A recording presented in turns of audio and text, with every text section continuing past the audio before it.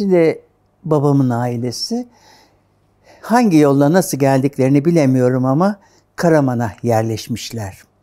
Karaman'a yerleştikleri zaman Karabekiroğulları diye biliniyorlar ve padişah yanlısı. Çünkü yani Karamanoğulları biraz padişah karşıtıdır. Karabekiroğulları padişah yanlısı ve onlara da orada toprak veriliyor. Tımar olarak asker yetiştirecekler.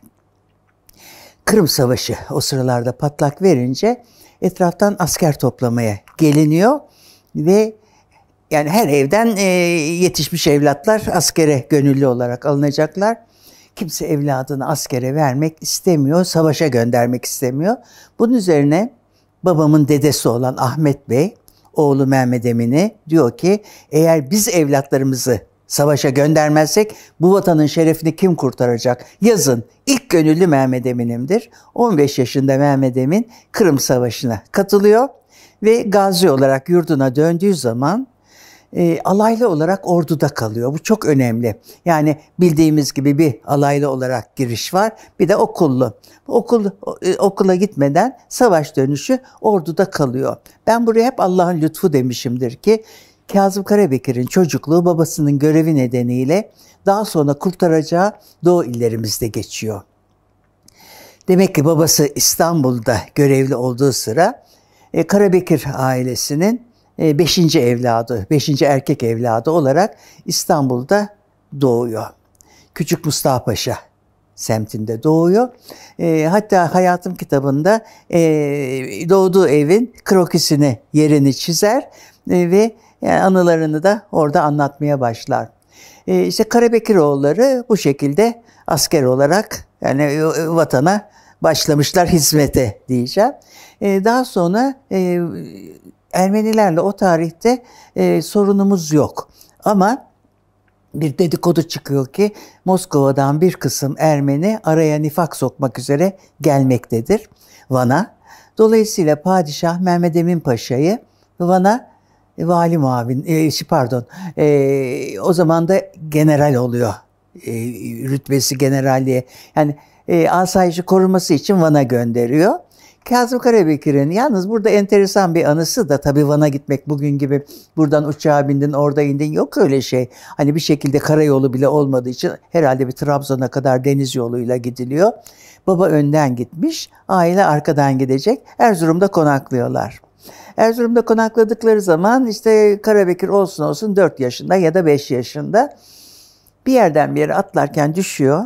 Başından bir avuç kan toprağa karışıyor. Ve bunu unutmuyor. Zaman içinde düşman girdi dendiği zaman Erzurum'a atımı daha büyük bir şevkle mahmuzladım. Benim oradan alacak kanım vardı. Ve Erzurum'dan sonra Van'a gidiyorlar. Van'ı o günkü haliyle anlatıyor. Cennetten bir köşe. Ama sonra Van perişan olmuş bildiğimiz gibi. Van'da bir sorun yaşanmıyor. Ermenilerden arkadaşları var. Ahçıları Ermeni. Yani öyle bir dostluk havası içinde. Yalnız orada başına şöyle bir olay geliyor. Daha doğrusu kendi de çözemiyor bu olayı da. Ben de çözemiyorum. Annesi küçük askerine bir kumandan elbisesi dikmiş. Babasının peşinde nereye gitse babamın şeyiyim diyor. Muhafızıyım diye arkasında geziyor. Gene bir toplantıda Rus generalin bulunduğu bir toplantıda küçük kumandan babamın yaveriyim diye arkasında çağırıyor Rus general. Sen büyüyünce ne olacaksın diyor. Kumandan olacağım diyor. Kumandan olup ne yapacaksın dediği zaman yurduma göz dikenin gözünü oyacağım diyor. 4 yaşında kumandan. Çok etkilendim evladınızdan bir hediye göndermek isterim diyor Rus general. Ve akşamüstü eve bir paket geliyor. Paketi açıyorlar ki ufak bir tabanca. Hemen tabii eline alıp oynamak istiyor fakat dedem alıyor eline. Sahici bir tabanca, içinde kurşun var. Ve dedem oynarken gerçek bir mermi babaannemin gözünün yanından geçiyor ki yani o Rus general küçücük kumandana ileride tehlike olarak sezmiş ki bir suikast hazırlamış. Hep kitaplarında da hani bizim ailemizden ne istedi, niye böyle bir felaket yaratacaktı diye soru işareti soruları vardır. Daha sonra bu tabii bunu yani kitaplarında çok güzel anlatmıştır Van'ı. O cennetten bir köşe, yeşillikler içinde. Sonradan yıllar sonra tekrar Van'a gittiği zaman çok ızdırap çeker. O İstiklal Harbimiz zamanında. Daha sonra Mehmed Emin Paşa'nın görevi tekrar değişir. Mekke'ye vali muavini olarak gönderilir. Gene aile beraber Mekke'ye giderler. Gene Hayatım kitabında onu da çok güzel anlatır. Yani Mekke'de gittiği okulu ve Arapçası bir ana dili gibi mükemmel olmuştur. Anılarında hatta diyor ki bazı durumlarda babama tercümanlık yapardım. O küçücük haliyle Arapçayı konuşuyor. Kabe'yi nasıl tavaf ediyorlar, nasıl içine giriyorlar. Yani bunları da mufassal olarak anlatmıştır kitabında. Fakat acı bu ki kendisi 11 yaşındayken kolera salgınında babasını kaybediyor. Ve babası olmadan tabii zor bir şekilde geri dönüşleri var. O da bir macera. Ve geri dönüşlerinde Fatih'e geliyorlar ki Kazım Karabekir orada Fatih Askeri Rüştiyesi'ne kendi imkanıyla, küçücük çocuk kendi imkanıyla kardeşini ve kendisini yazdırıyor. Daha sonra Karabekir'in hayatı Kuleli Askeri Lisesi, ki burada da bir anlatmak istediğim özel bir şeydir bu. Kuleli Askeri Lisesi 2. sınıf çocuğu, lise 2 ve 40 yıl Rus zulmünde olan Kars'ı kurtarmak benim idealimdi diyor ve daha lise 2'deyken kafaya koymuş, ben Kars'ı kurtaracağım. Hakikaten de o 40 yıl Ruslar Kars'ta yani ızdırap çekilmiş. Daha sonra Allah ona 2 kere nasip ediyor. Kars'ı 2 kere düşmandan kurtaracaktır. Şimdi Kuleli Askeri Lisesi olsun, daha sonra Harbiye, Harp Akademileri. Harp Akademilerinde Mustafa Kemal Paşa'yla da arkadaş oluyorlar. Fakat öyle enteresan, o kadar muazzam evlat yetiştiren okullar ki bunlar.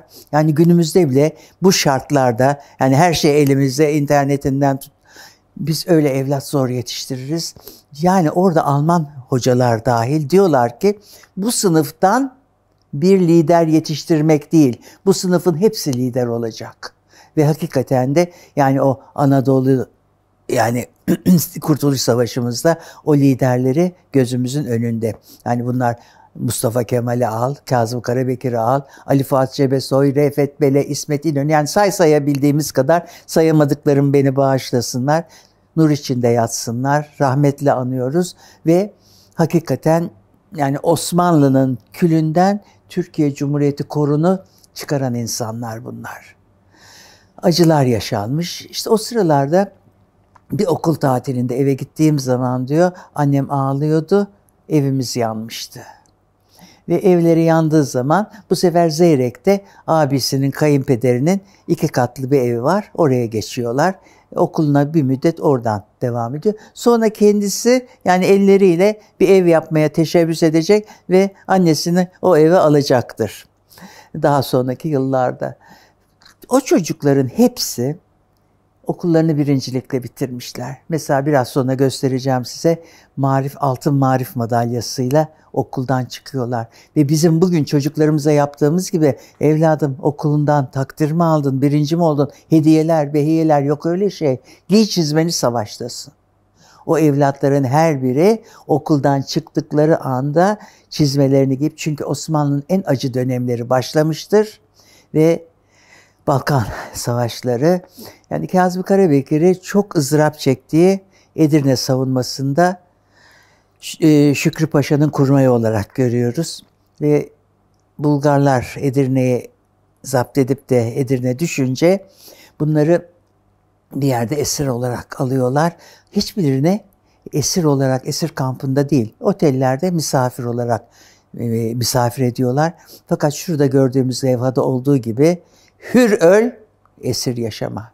Bizzat yaşayarak bu hissi bize anlatmıştır kendi vecizesiyle. Yani ölmek, hür olarak ölmek, esir olarak yaşamaktan daha iyidir diye. Sonra işte esirlerin geri dönmesi, o sıralarda Edirne'yi şükür ki tekrar almışız. Ve Mustafa Kemal Paşa'mız da aynı rütbede Çanakkale'de görüyoruz Kazım Karabekir'i. Çanakkale'de Kerevizdere mevkiinde Fransızlarla çarpışıyor. Ve orada gösterdiğim bomba, yani o sıralarda çadırına düşen bir bomba, fakat alıp getiriyor. Yani getiriyor, gençler görsün neler yaşandı. Yani bu müzesinde böyle bir müze açılacağı demek ki ona da hani bir şekilde malum oldu ki gençlere çok mesaj var bu müzede. Yani tarihini bilmeyenin coğrafyasını başkaları çiziyor. Dolayısıyla bizim her evladımızın kendi tarihimizi ezbere bilmeleri lazım ki ileride, yani nasıl korona oldu, aşı olduk hepimiz sıra sıra, ileride hasta olmayalım diye. İşte bu bilgiler de tarihimizin aşısıdır. Yani tekrar aynı acıları yaşamayalım diye yaşadıklarımızı bilmemiz lazım. Dolayısıyla Kazım Karabekir Çanakkale'den yarbay olarak başladı. Albay olarak Kutlulamare, Irak cephesine gidiyor.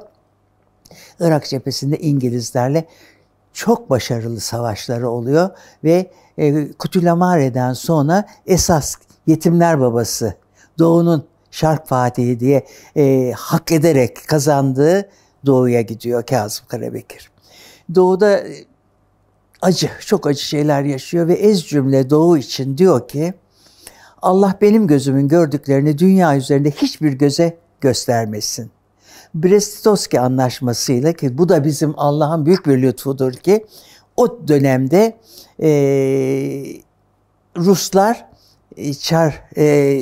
şey yapıyorlar, Çar'ı deviriyorlar ve işte komünizm rejimi falan derken askerleri geri çağırıyorlar. Hani gelin mülk sahibi olun falan. Bu da bizim çok büyük şansımızdır. Ruslarla devam etseydik olay daha farklı olabilirdi. Fakat Ruslar giderken silahları, ki Rusların o topları, tüfekleri, tankları, onları Ermenilere bırakıyorlar, siz savaşın diye. Ve Ermenilerin kardeş bildikleri Türklere yaptıkları Rusların 40 yılda yapmadığı kadar zulümdür.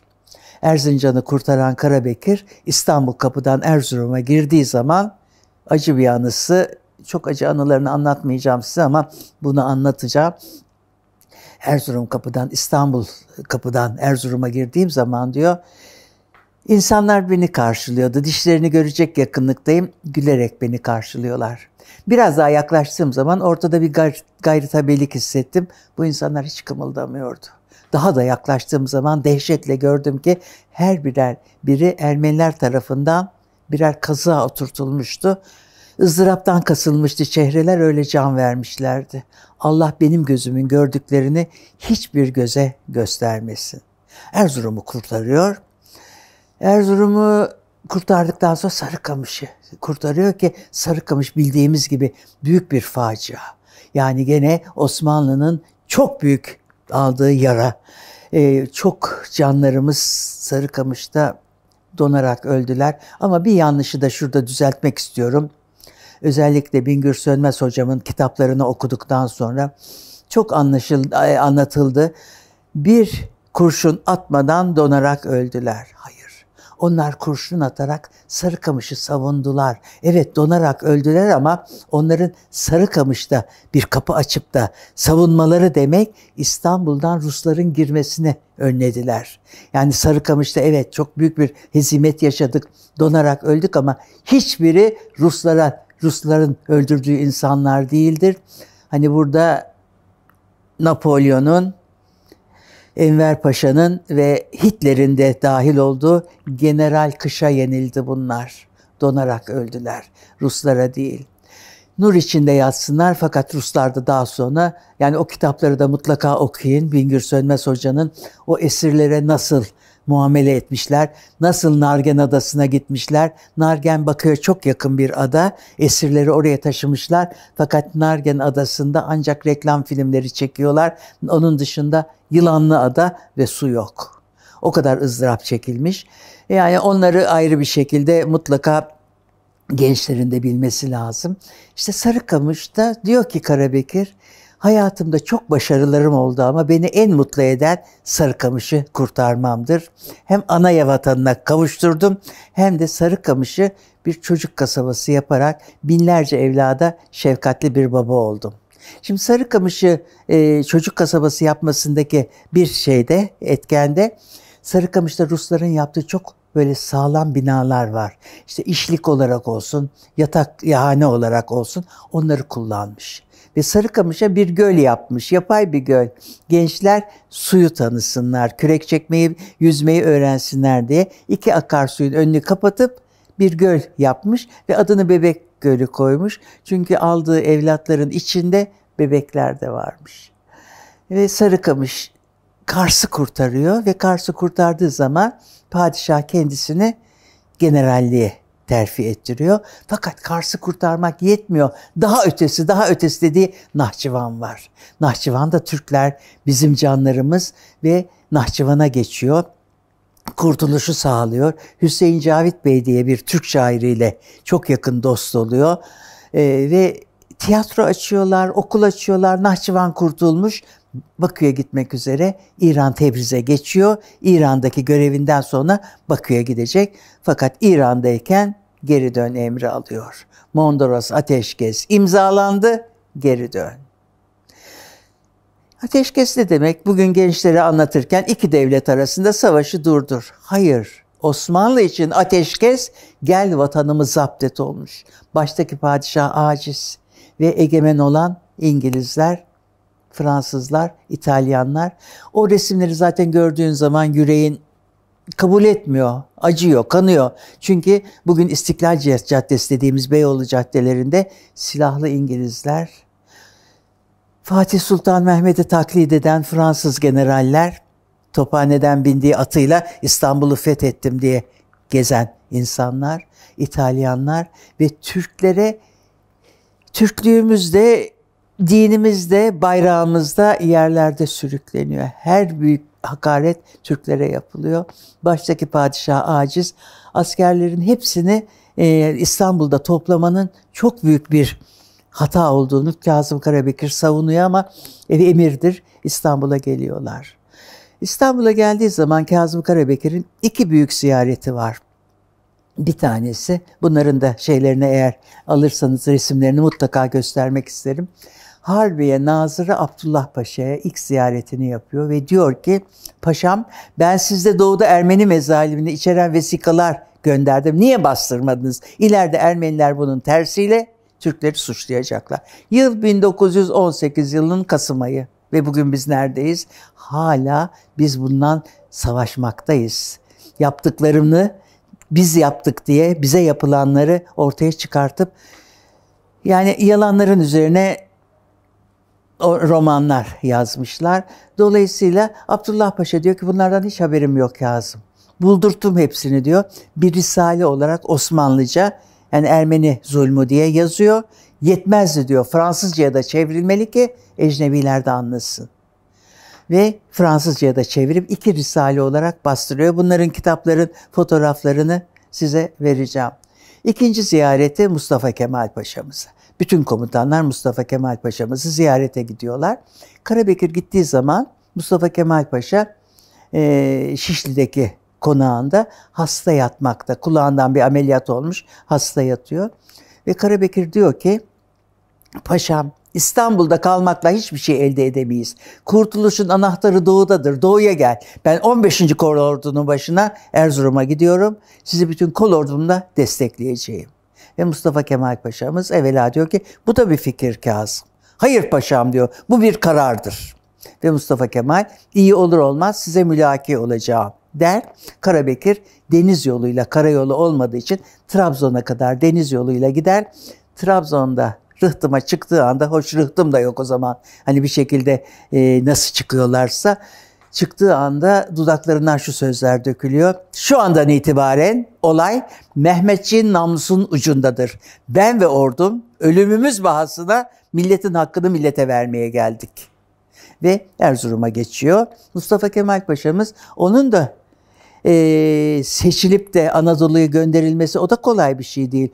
Ali Fuat Paşa'nın babası çok adını birden çıkaramadım. Uğraşıyor. Ondan sonra çok insanlar padişaha onu sağlık olarak söylüyorlar, veriyorlar. Ondan sonra ve Mustafa Kemal Paşa İstanbul'dan Samsun'a çıkarken padişah o kadar aciz ve zor durumda ki İngilizler padişaha diyorlar ki anlaşma mucibince ufacık bir silahlanma, ufak bir ayaklanma olsun, orayı da zapt ederiz.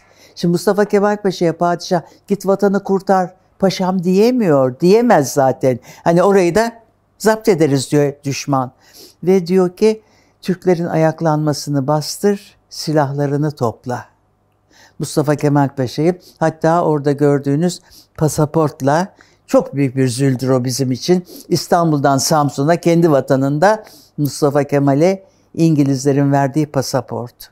Yani Osmanlı kendini feshetmiş. Artık bundan sonra hani o geldi yıktı, bu geldi yıktı yok. Osmanlı zaten bitmiş. Pasaportu gördüğümüz anda bunu anlamamak mümkün değil.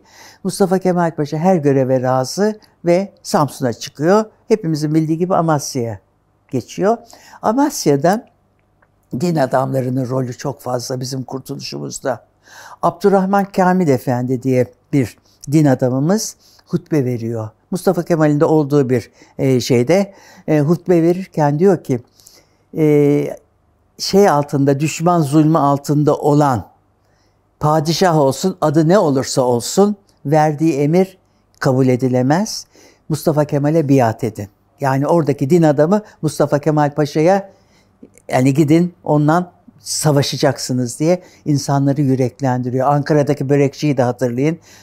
Kefen parasını cebinden çıkarıp Mustafa Kemal Paşa'ya veriyor. Yani din adamlarımız her zaman yani bu vatanın gerçekten yani harcında yürekleri olan insanlardır. Dolayısıyla Mustafa Kemal Paşa hepimizin bildiği gibi öyle Türk'ün silahıyla, Türk'ün isyanıyla uğraşmıyor. Uğraşmaz zaten. Ve Amasya Genelgesi dünyayı haykırıyor. Vatan bir bütündür, bölünemez. Millet bir bütündür, bölünemez. Burada Anadolu'ya ilk çıkan beşler sırasıyla şöyle. Ali Fuat Cebesoy 20. Kolordu, Kazım Karabekir 15. Kolordu Erzurum, Mustafa Kemal Atatürk, Rauf Orbay, Refet Bele. Anadolu'ya ilk çıkan beşler bunlar. Diğerlerine de belki öyle pasaportlar verildi. Yani mutlaka ki verilmiştir. Ama bizim elimizde bugün yani en bariz olup gösterebileceğimiz, o günü anlatan bu pasaport. Dolayısıyla bu sözler İstanbul'da yankılandığı zaman İngilizler çok sinirleniyorlar. Yani biz ona izin verdik, gönderdik ama hani Türk'ü bastırsın, silahını toplasın diye. Halbuki o Türk'ü yüreklendiriyor. Aciz olan padişaha baskı yaparak derhal Mustafa Kemal Paşa'nın tutuklanmasını, hatta idam edilmesini isterler. Ve padişah bu emri Kazım Karabekir'e veriyor. Damat Ferit kanalıyla Kazım Karabekir'e Mustafa Kemal'i derdest edip göndereceksin. Refet Bele ile ikisi asker. Ve Kazım Karabekir saraya red cevabı yazıyor. Bugün bizim arşivlerimizde Karabekir'in saraya nasıl bir cesaret, nasıl bir... Çünkü o gün için sen padişahın kulusun. Yani bir fert, bir millet yok ortada. Ümmet var. Ve padişahın kulu olan o kişi padişah hayır ben Mustafa Kemal'i tutuklamam diyecek. Akıl alır gibi bir şey değil. Ve Mustafa Kemal Paşa'mız 3 Temmuz 1919'da Erzurum'a gelir. Erzurum'a geldiği zaman Kazım Karabekir onu Ilıca mevkiinde askerleriyle, yani askeri bir törenle karşılar. Fakat Mustafa Kemal tedirgindir. Yani Mustafa Kemal Kazım Karabekir'in aldığı emri bilmektedir. Zannediyorum verdiği cevabı bilmiyor ya da ümit etmiyor. İşte 8 Temmuz günü hepimizin bildiği gibi Mustafa Kemal Paşa'mız bir telgrafhanede telgrafla askerlikten istifa ettiğini bildirir ve artık o sivil bir insan. 9 Temmuz günü bugün Atatürk evi olan konağa Kazım Karabekir Mustafa Kemal'i ziyarete gidecektir. Mustafa Kemal Paşa bir masa başında otururken sivil, yanında Rauf Orbay var. En güvendiği kurmayı Kazım Dirik, daha sonra İzmir valisi olan, geliyor. Paşam diyor istifa ettin, kimden emir alacağım, elimdeki dosyaları kime vereceğim? Yani Mustafa Kemal Paşa o sözle yıkılmıştır. Çünkü 1 saat önce hani ölümüne sana bağlıyım diye yemin etmiş o insanlar. Ama istifa ettin, yoksun sen diyor. O sırada yaveri Cevat Abbas koşarak içeri giriyor. Paşam diyor Mustafa Kemal'e, paşam diyor Kazım Karabekir 1 bölük süvariyle gelmekte. Anılarında Rauf Orbay, Mustafa Kemal bir an sarardı diye yazar.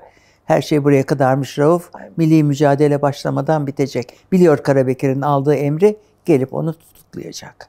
Kapı açılıyor. İçeriye Kazım Karabekir askeri formasıyla giriyor ve sert bir asker selamı çakıyor. Paşam diyor, dün olduğu gibi bugün de bütün kol ordumla emrinizdeyim.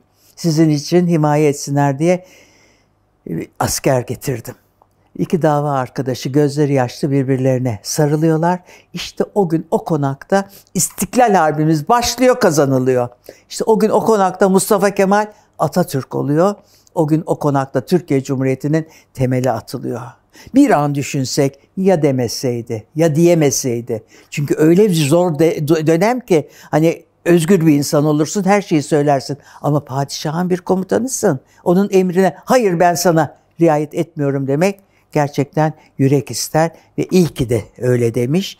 Çünkü o 15. Kolordu askerini terhis etmeyen, silahlarını toplatmayan yegane gücümüz. Osmanlı'nın bütün orduları dağıtılmış, bütün asker terhis edilmiş, silahlar toplatılmış ve Mustafa Kemal Paşa'mızın emrinde.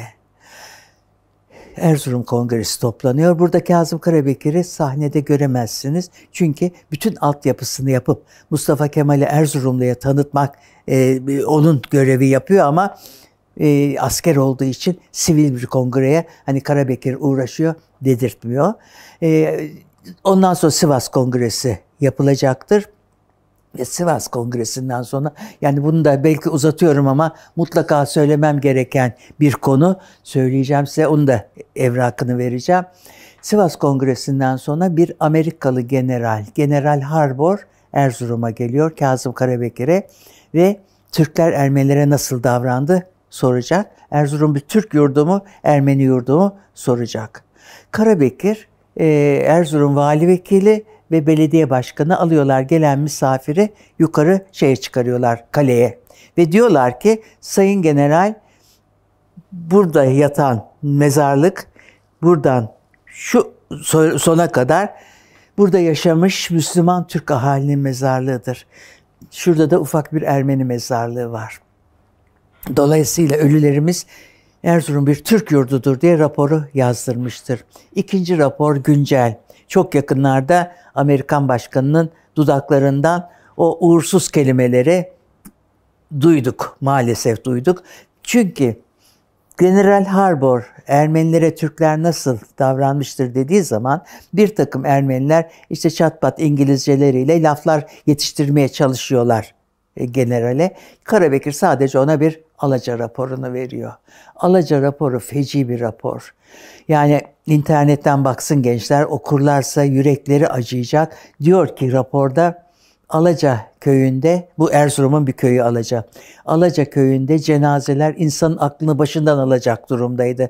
Bütün bebeler öldürülmüş, süngülenmiş. Bütün gençler baltalarla parçalanmış. Yaşlılar ahırlara tıkılıp yakılmışlardı. Duvarlarda kalp ve ciğer asılmış görüyorduk ve bütün bu görünüşler beni bir an önce Erzurum'a gidip oradaki canları kurtarmaya adeta mahkum etmişti. Kafkas Kolordu Komutanı Kazım Karabekir.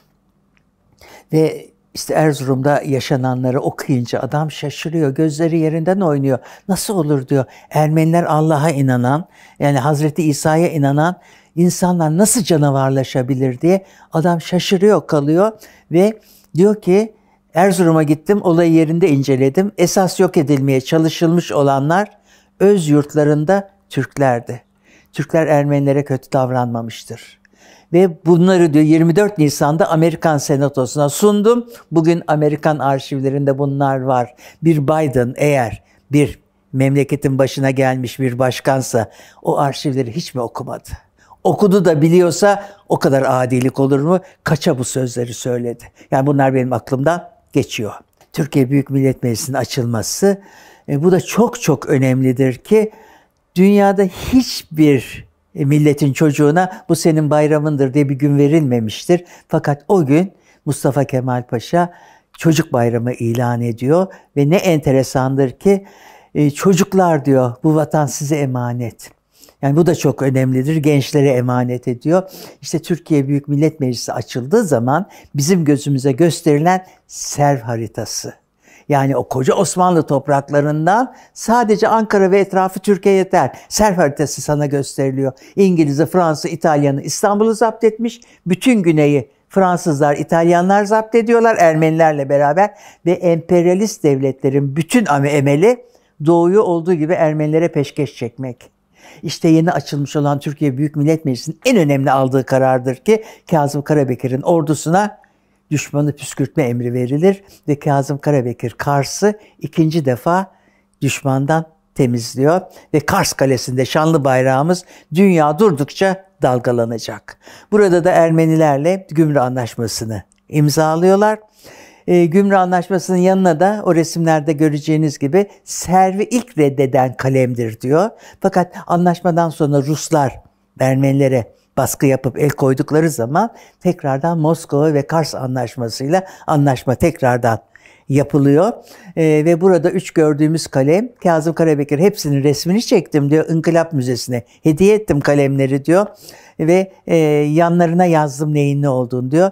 Nahçıvan için Karabekir'in ve Atatürk'ün ortak fikri Nahçıvan Türk'ün Turan'a açılan kapısıdır. Buraya behemahal bir Türk devleti kurulacaktır. Allah'a şükür özerk bir Türk devleti kurulmuştur. Dolayısıyla çok büyük acılar ve Kazım Karabekir İstiklal Savaşımıza, Atatürk'e o bütün Ruslardan kalan, Ermenilerden kalan toplar, tanklar, tüfekler, silahları 2 alaydan fazla askeriyle beraber gönderiyor ve İstiklal Harbimizde çok büyük roller oynuyor. Zaten Kars kurtuluşu İstiklal Harbi'nin başlangıcıdır. Yani Çanakkale İstiklal Harbi'nin gösteren bir istikamettir. Dolayısıyla Türk'ün gerçek bir savaşıdır ve hiçbir zaman Türk askeri Ermenilerin yaptığı gibi o cinayetleri yapmamıştır. Yani gençler bunda mutlaka yürekleri rahatlasın ki bizim tarihimizde hiçbir pişman olacağımız, hiçbir suç ettik diye yüzümüzün kızaracağı bir olay yaşanmamıştır. Türk askeri vatanını korumak için savaşır, asla kadınlara yani hiçbir şekilde kötülük etmez, çocuklara kötülük etmez ama onlar öyle mi? Kazım Karabekir yıllar sonra Van'a tekrar gidiyor bu kurtuluştan sonra. O kadar şaşıyor ki o evini arıyor bulamıyor. O yeşilliklerin içindeki ev olduğu gibi çorak. O Zeyve falan o taraflar o kadar fecidir ki yüreğim söylemeye bile el vermiyor ama gençler bilsin. O Akdamar Adası esasında tecavüz adasıdır. O bütün kadınlarımız orada intihar etmiştir Ermenilerin tecavüzünden. Yani bunlar o kadar Zeyve aynı şekilde o gencecik kızların, kadınların intihar ettiği bölgedir. Ayakkabıyla basamazsın oradaki toprağa gittiğin zaman. O günün o ruhaniyetini yaşıyor insanlar. Van çok ızdırap çekti. Dolayısıyla hani bizim Kazım Karabekir'in anlaşmaları neticesinde Ermeni komutanın kılıcını Karabekir'e veriyor. Yenildiğini kabul ediyor ve bir veda mektubu yazıyor. Diyor ki en yüksek kumandana diye Karabekir'e bizi diyor işte misafir gibi şey yaptınız, ağırladınız. Ondan hiçbir zaman esir olduğumuzu anlamadık. Bundan böyle diyor hiçbir Ermeni ne kötü nazarıyla ne silahıyla Türkiye karşı gelmeyecektir diyor. Ama yıllar sonra gördük o dışişleri mensuplarımıza bırak gözleriyle hepsini şehit ettiler çoğunu, karılarını, ona himayesinde olanları. Dolayısıyla Ermeniler sözlerini tutmadılar. Bizim İstiklal Harbimiz gerçekten dünya üzerinde istiklali için çarpışan başka bir millet bu kadar yok. Belki daha sonrakilere örnek olmuşuzdur, onu bilemiyorum ama kadınıyla, çoluğuyla, çocuğuyla. Mesela aklınıza eğer gelirse, daha doğrusu önünüze çıkarsa o 120 çocuğun filmini görün. Van'dan silahları, cephaneyi cepheye götürürken dönüş yolunda dondu o çocuklar.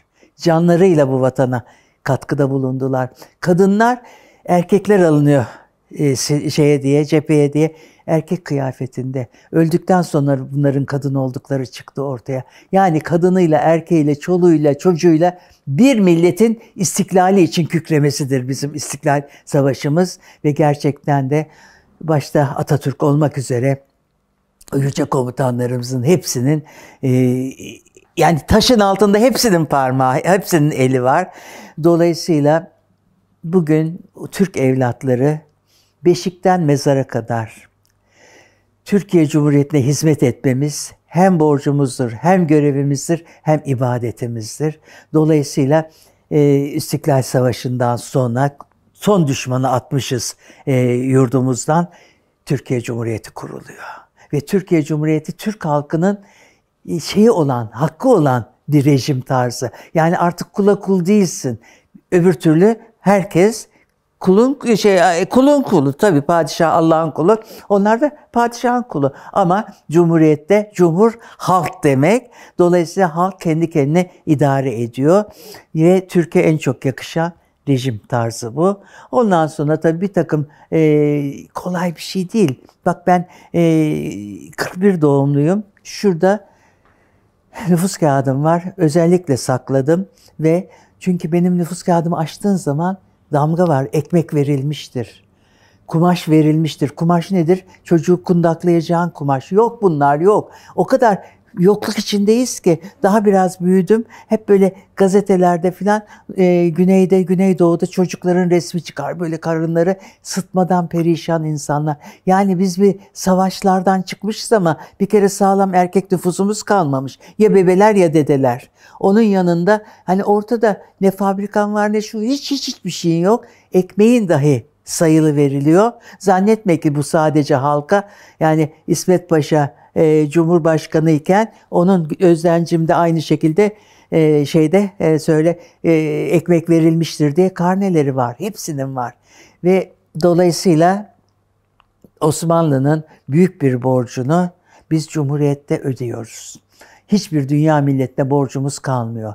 Ve Osmanlı da maalesef ekonomiyi idare edemediği için, çok borçlandığı için bu sıkıntıları yaşamıştır.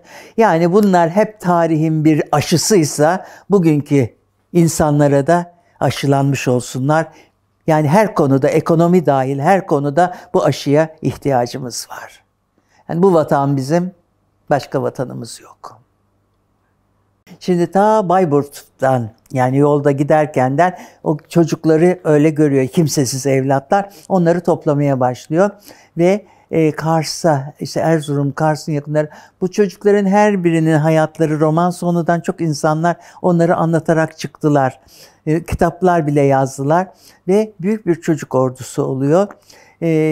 Burada 6.000 erkek, 3.000 kız evlat, onlara okullar açıyor ve onlara açtığı okullar araç gerek yurt dışından getirdim diyor. Yani top bile yok. Hani çocukların öyle bir oynayacağı. Sinemadan tut, şimendifer, araba, hani bunların tamiriyle ilgili kurslar açıyor. Savaş sırasında askerimizi çok kaybediyoruz ve sıhhiyecilerimiz de şehit oluyorlar.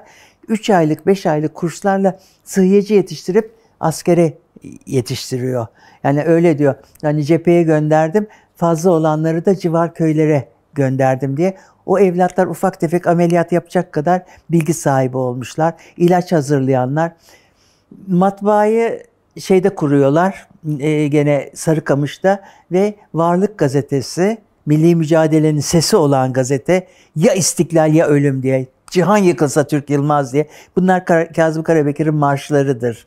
O marşlardan da bahsetmek isterim. Kemanıyla kendi güftesi, kendi bestesi. Cihan yıkılsa Türk yılmaz. Ve bu çocukları yetiştiriyor. Onların içinden sonradan Genelkurmay Başkanı olan Cemal Tural Paşa'mız, Zeki İlter Paşa'mız, Sabri Koçak Paşalarımız ve birçokları onların içinden çıkmıştır. Yani savaş bittiği anda cehaletle savaşa başlıyorlar. Savaş hiçbir zaman bitmiyor. Yani cehaletle ve mecbursun ki bir milleti ayakta tutabilmek için cehaletle savaşacaksın. Dolayısıyla Biz Türk milleti olarak neler neler, bak İbn Sina'lardan tut, neler var bizim önümüzde. Ama bilemiyorum, yani günümüzde de çok muazzam insanlarımız var dünyaya hükmeden. Allah bize her zaman yardımcı olsun ama verdiğim akıl diyor size yeter, aklınızı kullanın. Şimdi Ali Fuat Paşa, Rauf Bey, Rauf Orbay, ben bu odada, babamın odası bu odada, onlarla karşılaştım. Ali Fuat Paşa ile babamın bir akrabalığı da vardır. Bunlar çok yani yürekli, güzel insanlardır. Vatana gerçekten sahip çıkmış, canları bahasına vatanı korumuş insanlardır. Ali Fuat Paşa'mız 20. Kolordu komutanı. Rauf Bey de aynı şekilde yurt içinde, yurt dışında yani vatana çok fayda sağlamış insanlardır. Başka kimi sordun? Reifet Bey'le öyle. Reifet Bey'le de Cafer Tayyar Paşa, on daha çok Trakya'da bulunmuş. Bunların hepsi yani birer pırlantaydı. Benim Fatih'te tabii işte bu amcam, daha doğrusu babamın Zeyrek'teki evinde oturan babamın abisinin kayınpederi. Babamın abisi de o evde oturuyor. Daha sonra abisinin bir oğlu var, Müfit Karabekir. O da evde. Yani onlar o evde yaşıyorlar. Hala da o evin yani ortada olduğunu zannediyorum. En yakında bir gidersem de gitmek istiyorum. Orada resmini de gördünüz. Dolayısıyla babamın akrabalarından Fatih'te olan çok var. Ben evlendikten sonra Fatih'te bir müddet ben de oturdum. Kayınvalidemin orada bir vardı, binası vardı. O binanın 2. katında da benim çocuklarımla orada oturdum bir müddet. Şimdi Kazım Karabekir'in bir de çok sıkıntılı bir dönemde bu evde yaşadığı dönem vardır. O da çok acı bir dönemdir. Bilmem onları bahsetmemi ister misiniz? Şimdi Cumhuriyet kurulmuş ve Kazım Karabekir yani Mustafa Kemal bunlar etle tırnak gibi yani tek yürek tek bilek. Fakat Cumhuriyet kurulduktan sonra Kazım Karabekir diyor ki Mustafa Kemal Paşa'ya demokrasinin icabı çok partili rejime geçmek. Bir parti daha kurmamıza yani izin istiyor. Mustafa Kemal de izin veriyor. Ve Ali Fuat Cebesoy, Reifet Bele, yani o beşlinin Atatürk'ü çıkar. Hepsi o partide. Rauf Orbay, Cafer Tayyar, evet onların söyledik. Kazım Karabekir başkan oluyor. İkinci bir parti kuruluyor. Terakkiperver Cumhuriyet Fırkası. O tarihte sadece Halk Fırkası var. Daha başlığında Cumhuriyet Sözcüğü de yok. Halk Fırkası var. Meclis açıldığından beri. Ondan sonra da Cumhuriyet yani Terakkiperver Cumhuriyet Fırkası kurulunca halk birazcık buraya meylediyor. Daha sonra da serbest fırka ile aynı durum olacaktır. Onun da akıbeti aynı olacaktır. Ve o zaman Şeyh Said isyanı, bir takım sıkıntılar, hatta partinin tüzüğü çok önemlidir. Yani bugün dahi okusanız, bugün bile öyle bir parti tüzüğü yazılmamıştır. Partinin tüzüğünde diyor ki dinlere saygılıyız. Bu laikliğin özü. Dinlere saygılıyız. Şimdi o tarih itibariyle bugün de yani bizim Türkiye'mizde sadece Türkler değil, dinler dediğin zaman işte bunun içinde her milletin, burada yaşayanın dinine saygılıyız. Vay Kazım Karabekir işte bilmem gerici falan filan diye bir takım şeyler çıkıyor ve dolayısıyla parti kapatılıyor. Şeyh Said isyanında buna bahane tutuluyor. Parti kapatılıyor. Partinin başlamasıyla kapanması arasında 8 ay var. Yani 8 ayda bir şey yapmak istesen bile yapamazsın ayrı da hiç de hani bu konularda sıkıntılar yaşanmamış. Fakat partinin kapatılması bir yerde öbür partiye yani rahatlık veriyor ve bu insanların maalesef siyasetten uzaklaştırmak için, ki çok acı bunu söylemem, Mustafa Kemal Paşa'mıza yapılan suikastı bu insanlara bulaştırıyorlar bunları. Düşünebiliyor musun? Elhamra sineması, Kazım Karabekir, 3 hukukçu olmayan 3 kişi Aliler Divanı, ikisinin dudaklarının arasında idam edilsin, idam edilmesin. Ve babamın bütün o evlatları her biri tabancalarını almışlar. Elhamra sinemasına gelmişler İzmir'de. Ve diyorlar ki paşaların hakkında, özellikle Karabekir'in hakkında bir ferman çıkarsa yani ortalığı birbirine katacaklar.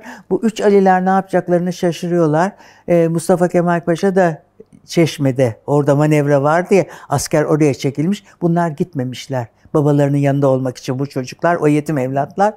Ve Atatürk'e gidip de aman paşam durum böyle deyince paşaları beraat ettirin diyor.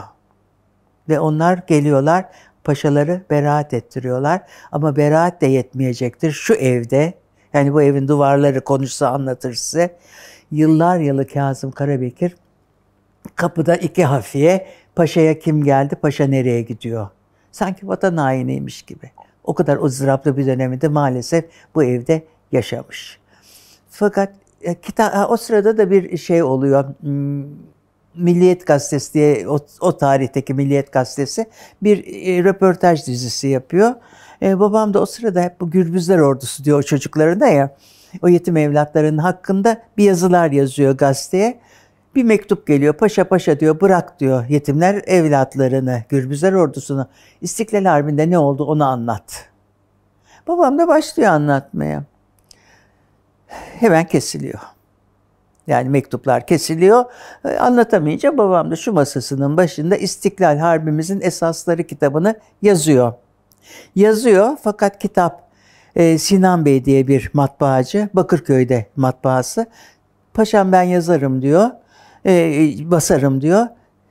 Basıldığı gün 5 tane kitabı babama getiriyor, tasniflerini yapın paşam diye. O gece artık kimler sır bilemeyeceğim. Bir takım insanlar adamın matbaasında 5000 kitabı alıp yakıyorlar. 5000 tane kitap yakılıyor ve evi basıyorlar. Evi bastıkları zaman işte babamın o hala nerede olduğunu bilmediğimiz çuval çuval evrakı, annemin böbrek hastasıydı, şeyine kadar ilaç reçetesine kadar gidiyor. Ve babam da şu masasının başında, yani onlara yapacak, eve geliyorlar. Anneme diyorlar ki hanımefendi o 5 kitap sizdeymiş. Evet diyor annem. Çok sakıncalıymış, ben onları yaktım diyor. Aman hanımefendi diyorlar. Bu devirde kitap yakılır mı? Ama çok sakıncalıymış. 5000'ini siz yaktınız, 5 taneyi de ben yaktım. Tabii ki yakmamış. O sonradan tabii ki. Anlatılanda da hiçbir şey yok. Yani niçin o yakılmak istenmiş? Onlar da ayrı bir olay. Sonra dil kurultayı yapılacak. Dolmabahçe Sarayı'nda Atatürk diyor ki Ali Fuat Paşa da onun çok yakın arkadaşı şeyden beri, okul çağlarından beri. Fazıl Paşa, Ali Fuat Paşa'nın babası, demin hatırlayamadım adını. Yani hafta sonları Mustafa Kemal gelirse, arkadaşın evinde yatarsa yastığının altına bir altın bırakıyor, kendi evladına yarım altın veriyor. Yani o kadar da yapar. Ali Fuat Paşa ile barışmış, diyor ki çağır Kazım'ı, hem görüşmek istiyorum hem de fikirlerini alalım diyor. Babam da kalkıp gidiyor Dolmabahçe'ye ama öyle bir etten duvar önlerini kapatıyor ki göz göze bile gelemiyorlar. Görüşemeden babam dönüyor. Gecenin bir saatinde nerede Kazım dediği zaman işte paşam diyor, yani döndü. Benim en çok yüreğimi acıtan, ölümüne yakın, daha girmeden önce, komaya girmeden önce Mustafa Kemal Paşa, çağırın Kazım'ı diyor, helallaşmak istiyorum diyor. Haber vermiyorlar. Babam, ablalarım benden daha yaşça büyük, gider miydin babacığım dedikleri zaman cevap, tabii giderdim, o Mustafa Kemal'dir, gel dediği zaman gidilir. Çünkü Mustafa Kemal'le hani bir muazzam eser yaratmışlar. Gerçekten de yani Mustafa Kemal Paşa da öyle sokaktaki gel geç bir insan değil. Kazım Karabekir'in emrindeyim paşam diyeceği bir insan. Yani askerlik yönünden olsun, yani çok yönden Mustafa Kemal Paşa, yani bu vatanın kurucusu sayılan bir insan. Dolayısıyla işte yani tabii ki giderdim diyor cevap olarak. Ondan sonra İsmet Paşa bütün o Mustafa Kemal Paşa ile araları bozuk olan kişileri tekrardan bir şekilde meclise çağırdı. Bunların içinde babam da vardı. Babam 1940'ta tekrar milletvekili olarak meclise giriyor. Ben 41 doğumlu olduğum için ve Ocak ayında doğduğum için Ankara doğumluyum. Yani bu evde doğmadım ama bütün çocukluğum bu evde geçti. Dolayısıyla Kazım Karabekir çocuk davası. Onun yani en büyük savaşı da çocuk davası. Ölümünden bir hafta önce Büyük Millet Meclisi'nde çocuk davası müzakere edilirken ilk kalp krizini orada geçiriyor. Ne olacak bu çocukların hali diye. Gerçekten de o gün için köprü altı çocukları denirmiş. Biz onları bilmiyoruz daha fazla. Biz işte bu tinerci falan çocuklar. Bugün de çocuk davası çok büyük bir yara, bir kangren milletimizde. Dolayısıyla ne olacak bu çocukların hali? 1946 yılında meclis başkanı seçiliyor. Meclis başkanı seçildiği senenin işte 23 Nisan'ında, onun da resimleri vardır. 23 Nisan'da eski meclisin bahçesinde bir çocukları topluyorlar ve onlara sandviç veriliyor. Sandviç o kadar önemli ki biz o zamana kadar ben de görmemişim. Hani hep o içinden ip çıkan, bilmem şey çıkan ekmekler var ya. O zaman artık böyle yavaş yavaş içine peynir konmuş sandviçler çocuklara dağıtılıyor. Ben de o çocukların içindeyim. Bana da ilk defa orada gördüm. Ve dolayısıyla hep çocuk davası üzerine çok. O sıralarda Ruslar tekrar Türklerden Kars'ı, Ardahan'ı ve Boğazları istiyorlar. Ve meclis kürsüsünde diyor, aynen kulağımdadır radyodaki spikerin sözü. Meclis kürsüsünde Kazım Karabekir dedi ki diyor, kılıcını kınından çıkarttı, oynattı diyor. Boğazlar Türk'ün boğazı, Kars, Ardahan bel kemiğidir. Verecek bir karış toprağımız yok demiş.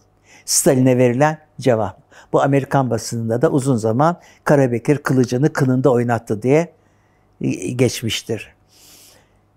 Bu 46 senesi, 48 senesinin Ocak ayında, 26 Ocağı'nda ki benim doğum günümdür o.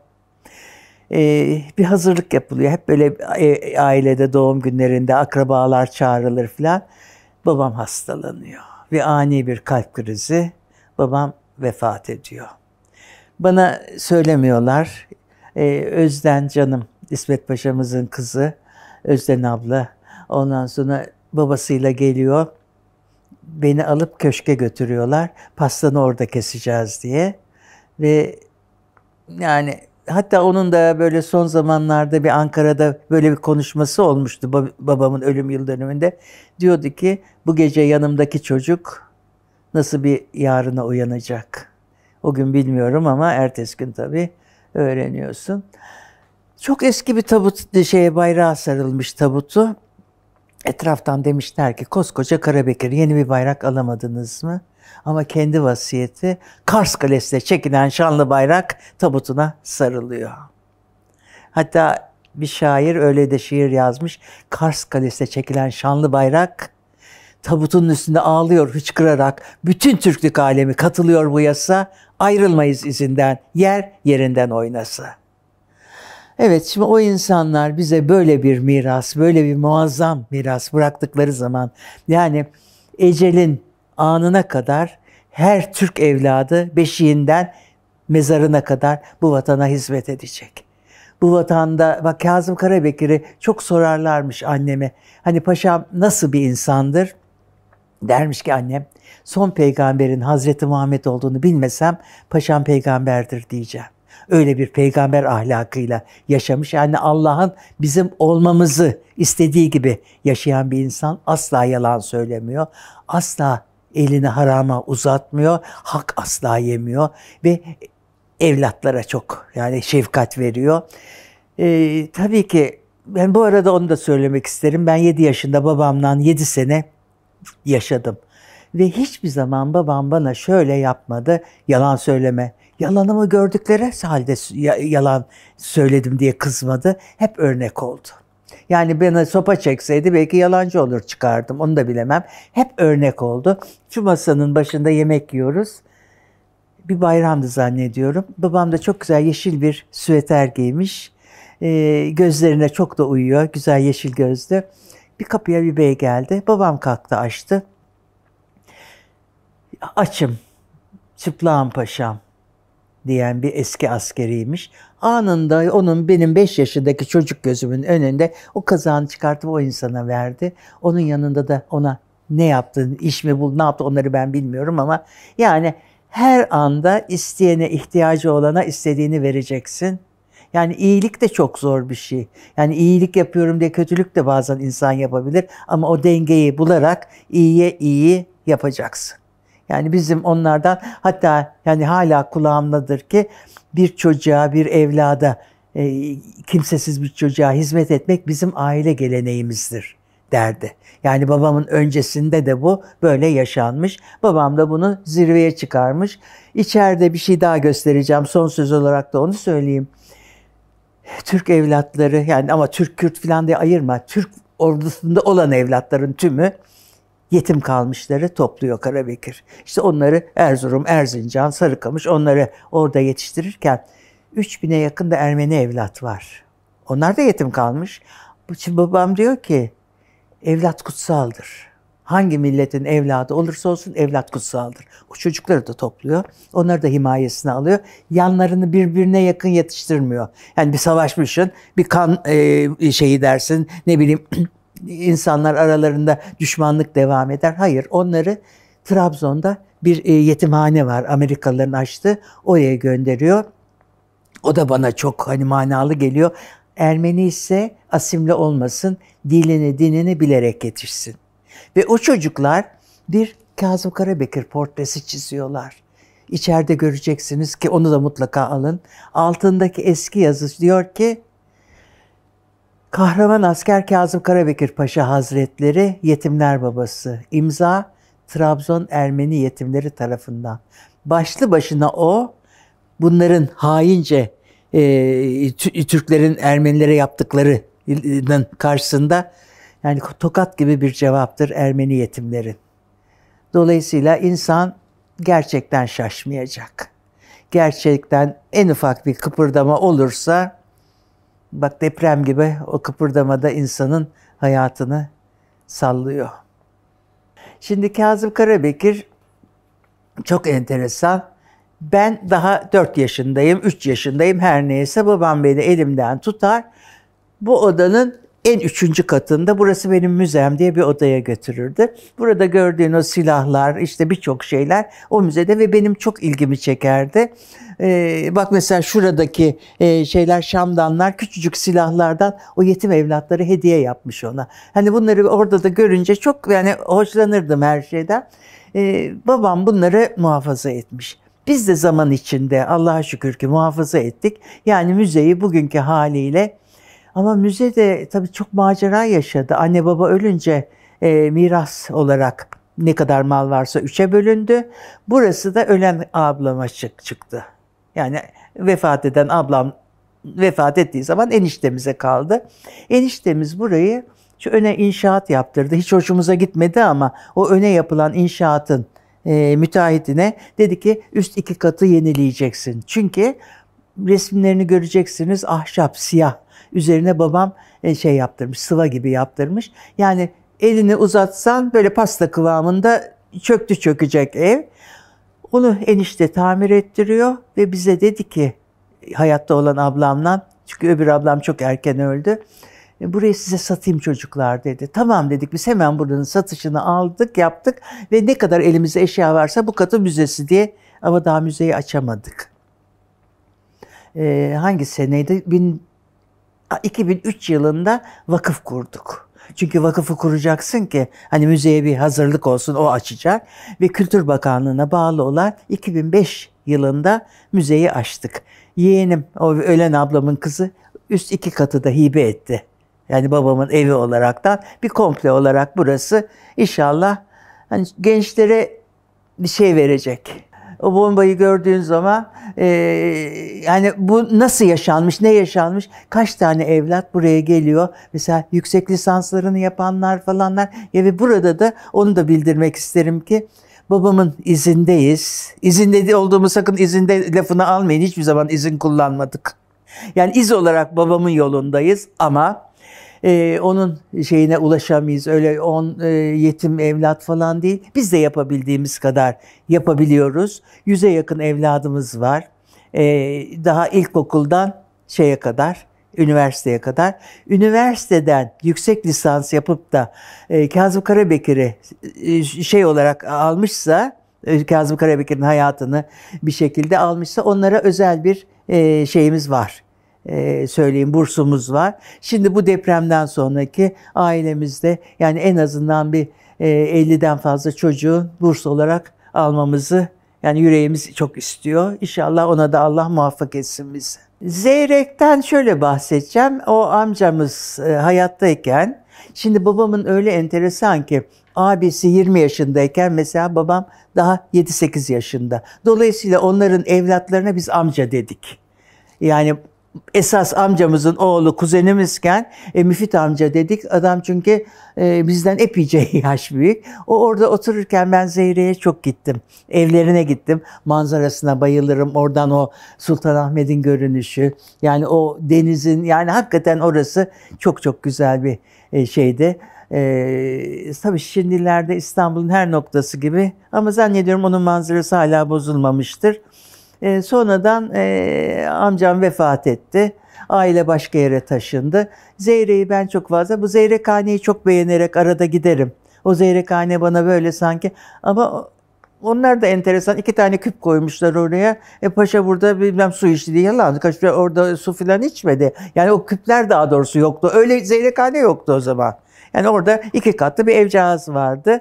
Yani çok böyle ne derler, çok lüks bir yerde değildi. 2 katlı beton bir evdi orası. Babam orada oturmuş, yaşamış. Ve Kazım Zeyrek diyorlar. Zeyrek lafı da babama pek uyuyor. Çocukken de çok böyle cevval, her şeye böyle şey yapan bir çocukmuş. 1900 kaçtır bizim şeyimiz, bir hatırlayın, soyadı almamız. 30'ları mı buluyor? Değil mi? 34 mi olabilir? 1914'lerde babam gidiyor nüfus kağıdına aile ismim, 34 değil mi? Aile ismim diyor Karabekir'dir. Ben Karabekir'i nüfus kağıdıma soyadı olarak alıyorum diyor. Soyadı kanunundan 20 sene önce soyadı olan bir insan Kazım Karabekir.